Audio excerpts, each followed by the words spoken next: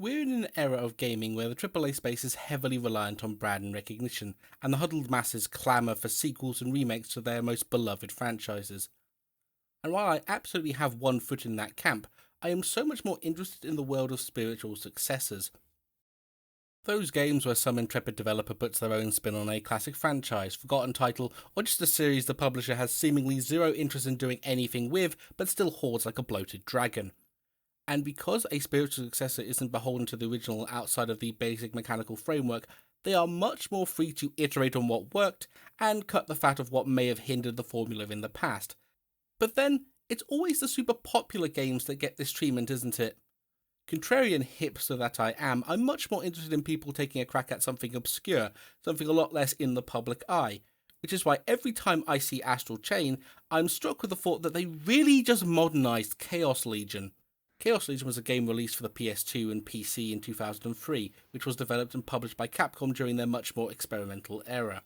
But like many games of the time, it reviewed averagely, sold at least an amount, and was promptly lost below the deluge of other titles on the market.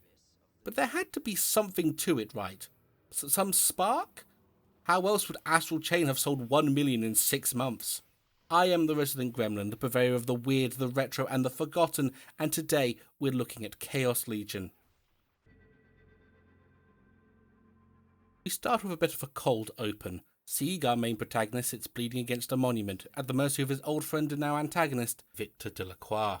He calls Sieg an unforgivable sinner in the most roundabout way possible, and laments the loss of Seela, their mutual friend and Victor's lover. All before he promises to show Sieg the truth of the world. Flashback a few hours, and it's revealed that Victor has killed a high-ranking member of the church and stolen something called the Apocrypha of Izark, an ancient tome that holds the secrets to bringing forth the end of days. After destroying Sieg's ultimate legion and defeating him, Victor leaves him there in the pouring rain. Cut forward again 3 years, making this the second time skip in the space of 20 minutes, and Victor has seemingly returned to put his plan into action. And Sieg sets out once again to hunt down his old friend to stop him from claiming the 3 sacred glyphs and ushering in the apocalypse. Chaos Legion is a very cliché story. Good guy, Victor, loses a loved one and goes off the deep end into full-blown supervillain. The hero, Sieg, is the former friend and has to stop them from destroying the world. Hero fails repeatedly until the end, where he defeats the ultimate evil and everyone that didn't die lives happily ever after. And throughout the journey, the hero suffers from the guilt of failing to save their friend. There's also a second girl that doesn't really add anything to the story. By the way, I wasn't lying about Sieg failing every single time. Practically every encounter between him and Victor is him turning up, fighting his nemesis, getting bodied, and then watching Victor walk away to the next location. Every single time. This game isn't winning any awards for originality of plot, nor is it for the characters. Although the designs are decent, the characterization and motivations are very cookie-cutter, mostly focusing on revenge. Victor is obvious, the man is after the ultimate revenge against all creation, sort of. Then there's Arcia, who wants to kill Victor to avenge her brother, but this feels secondary to what little plot there actually is. And then there's Sieg. Sieg sort of exists. He is completely monotone and has deadpan responses to everything. You've changed in the last 3 years. You haven't changed at all? Same as always. I'm pretty sure his primary job is to tell people that revenge is pointless. Not bad or evil or anything like that. Just pointless. That's kind of the closest thing this game has to an overarching theme. There's the framework of an idea here, it's just not developed in any meaningful way inside the game. Probably is in the 7-part light novel companion series it somehow managed to have. Marketing was wild back in the day. The localization is very typical mid-level PS2 fare. Read a bit naff. The translations feel very literal, with certain lines either making very little sense in context or simply flowing like a backed up toilet. I mean, most of Victor's dialogue sounds like they're strung together one-liners that just jump into the next. I don't think it's intentional, but it really sells him as a man gone insane. Will be sacrificed for Seela.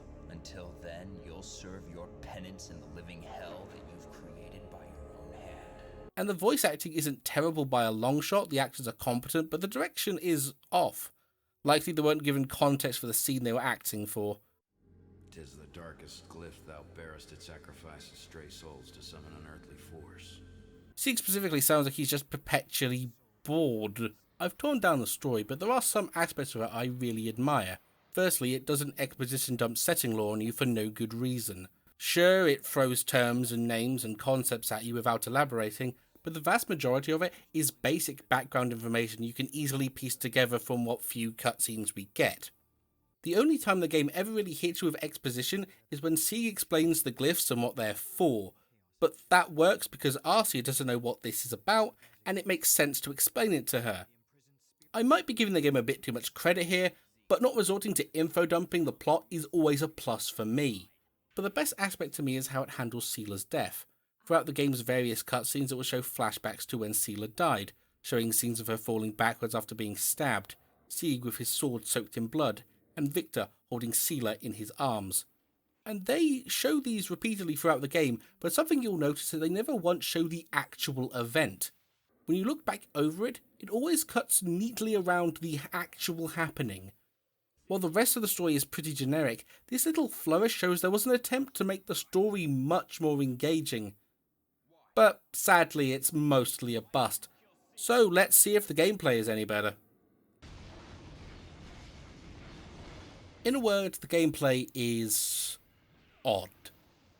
It's a bizarre mix of a Muso game and a character action with a sprinkling of squad command for good measure.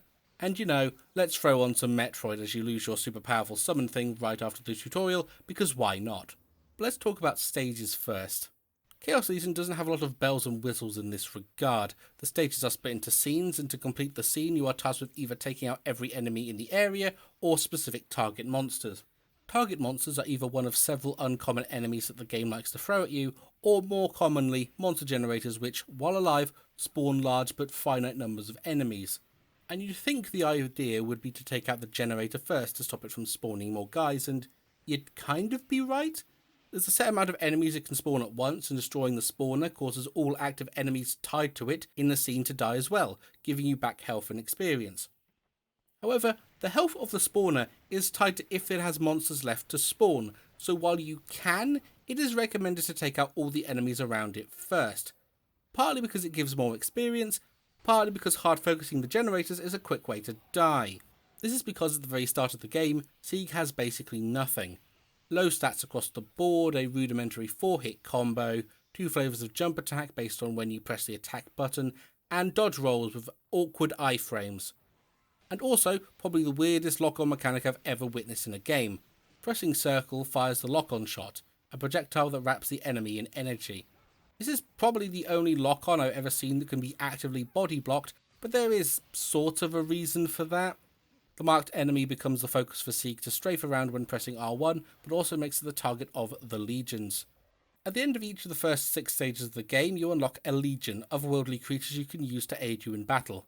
Guilt the sword, Malice the bow, Blasphemy the bomb, Arrogance the shield that no one uses, Flawed the claws, and Hatred the power, each of their own strengths and weaknesses that you'll need to learn to use to get through this game. Each one can be used in one of 2 ways, assist or force. Assist simply makes the triangle button perform a special attack or move that can range anywhere from a coordinated cross slash with the boys, a brutal counter grab, or just kicking a bomb at someone. It's a diverse selection, but come on, how do you one-up kicking bombs? Kicking bombs is fun. Force makes the assist unavailable, but summons legionnaires of your currently selected type to fight on your behalf, and while summoned it has the added benefit of making Sieg only capable of edge-walking around the battlefield.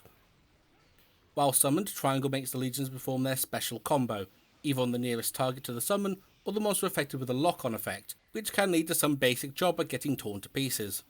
And while summoned, the legionnaires can be set to either passive or active. Passive have heightened defenses, but will not do anything unless you order them with Triangle. Active mode loses a defensive buff, but gains more damage and will attack anything with reckless abandon.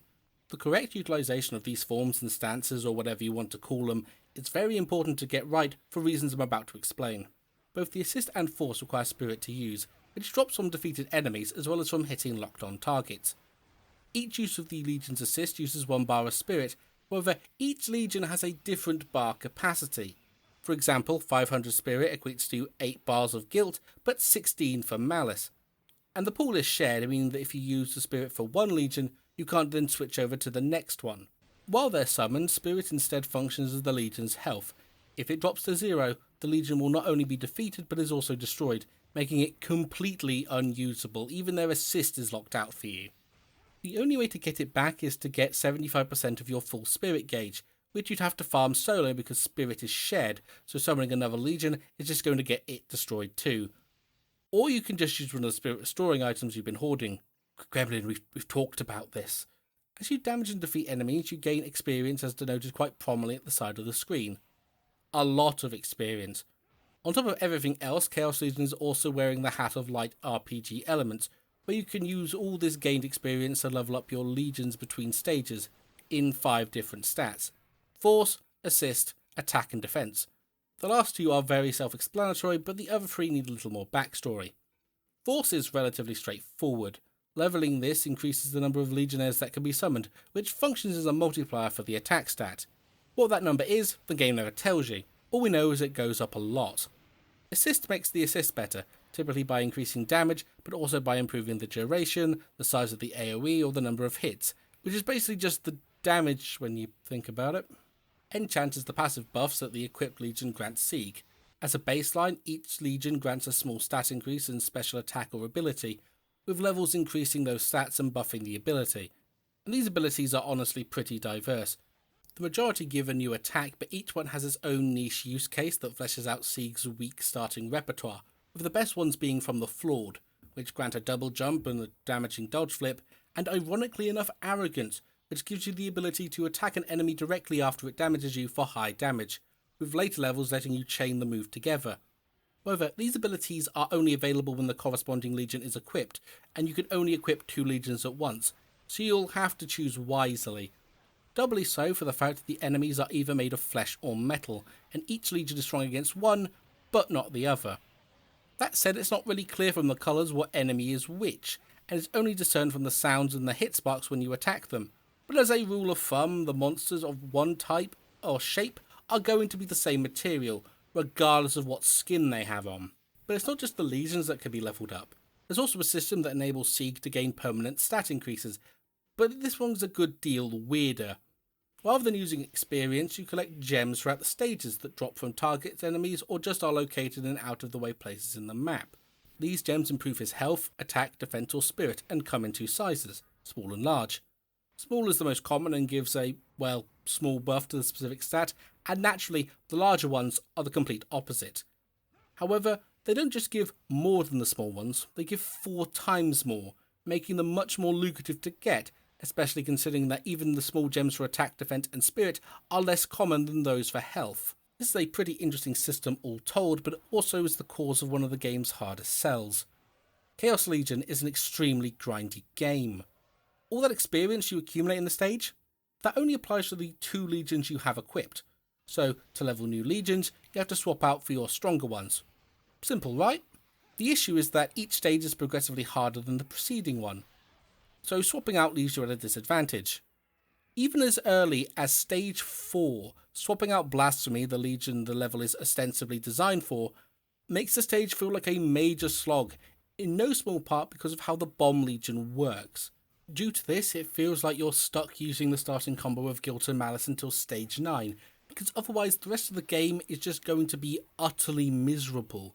You are given the choice between tedium and frustration, which isn't how you keep people playing. Speaking of stage 9, this is where you unlock the stage selector, letting you replay previously completed levels, which is the game's not so subtle way of telling you to grind. Especially when paired with the insane difficulty spike of stage 10, where enemies just instantly break summons and kill you in a couple hits. And you'll probably spend a good couple of hours trying to bring yourself up to level, because the best levels to grind Legion XP are really slow with an unleveled Legion. And that's just on the Legion side. You also have to grind gems for Sieg so he stands a chance of not immediately being evaporated. But the kicker is, the best places to grind gems and the best places to grind experience are different maps, with the exception of stage 7, but then only if you're grinding 2 specific legions. While the legion grind is more consistent, it is by no means easier. Experience requirements per level are exponential to an insane degree. Here's an XP table of the legion's attack and defense. Using level 1 to 2 as a baseline, 3 to 4 is 2 times more expensive, 4 to 5 is 6 times, to 6 is 10 times, 7 to 8 is 30 times, and the final level is 140 times more expensive. The other two options, while lower in overall costs, have much sharper leaps in cost to account for the perceived power they all have, but even Guilt, the Legion that completely falls off after Mission 8, still costs 9.8 million experience to level Force to max. I know most people aren't going to aim to max everything out, but the massive cost jumps, even in the mid-game, are eye-watering. But I think the real kicker is that no matter how much you pump into the stats for the Legions, the later the game gets, the summons become more and more of a liability because of how much damage the enemies pump out. Especially when they introduce the Danu that can instantly destroy them with a single attack. But at the same time, Sieg is really fragile unless you grind up his stats, so you need to use the Legions to get him through the levels, especially with how the game handles stun states. It just becomes this weird feedback loop of grinding the Legions so you can buff Sieg, and then grinding Sieg so you can buff the Legions. It's a weird system, and the early mid-game really feels like a slog because of it. But then, at some point in this endless loop, something clicks into place, and it's about the time that Chaos Legion starts introducing spiritual gems, items that can be used to unlock the final upgrade tier, and most importantly, the enchant trances, which allow you to use the Legion's enchant without having it equipped. And you notice that while your Legions have gotten weaker against all logic, Sieg has become an absolute powerhouse that just cuts through entire levels with ease.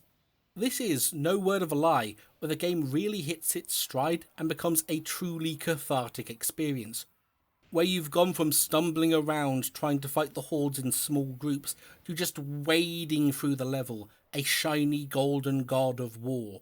But I don't think this is an aspect of the game most people got to see, because quite frankly, getting to this point is a trial, especially if you want Thanatos, the ultimate legion from the start of the game.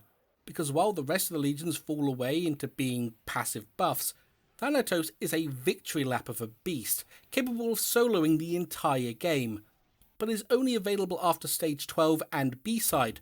The hard mode stages have been unlocked, and not only requires replaying two of the hardest missions in the game, but also has the highest experience cost of any legion, requiring over a staggering 200 million experience to max out. But it is well worth the time investment. The thing is, while I harp on the grind, they do a lot to mitigate the worst of it. Early B-side levels can net you 10 mil plus in 15 minutes of gameplay, and the XL experience gems give 5 mil a pop. This wouldn't be so bad if you didn't have to replay some of the blandest levels in gaming though. They are almost all drab, washed out corridors that are serviceable, but definitely feel like they are just there. At no point was I anything more than whelmed by any of the stages, just generic runes and destroyed brown cities. It would be utterly mind-numbing if the music didn't slap.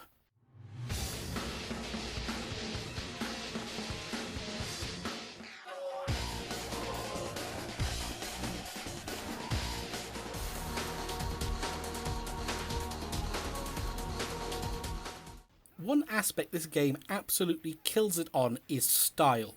Chaos Legion oozes style, that 2000s edginess we've all tricked ourselves into thinking isn't cool. From the character designs to the monsters to the legions to even some of the attack names. Thanatos' assist is literally called Ignorant Masses, for Christ's sake. Special mention to the Hatred assist animations, because they went out of their way to make special grabs for every single enemy it can parry. It almost makes up for the dozens of hours of grinding. Almost. I've also got to give props to the game for having a secondary playable character that isn't awful.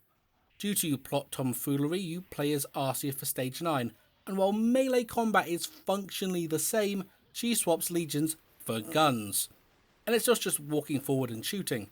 It has a full suite of special dodges and even ground moves where you can just shoot up at attackers. And beyond even that, Arcia is actually much more of a complete character than Sieg is mechanically at this point in the game.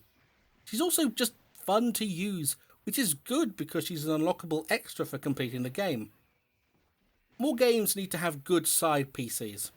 If we switch topic to bosses, I'd say the majority of them in this game are pretty not great. Of the 16 bosses, 10 of them are repeats and 4 are just ad fights.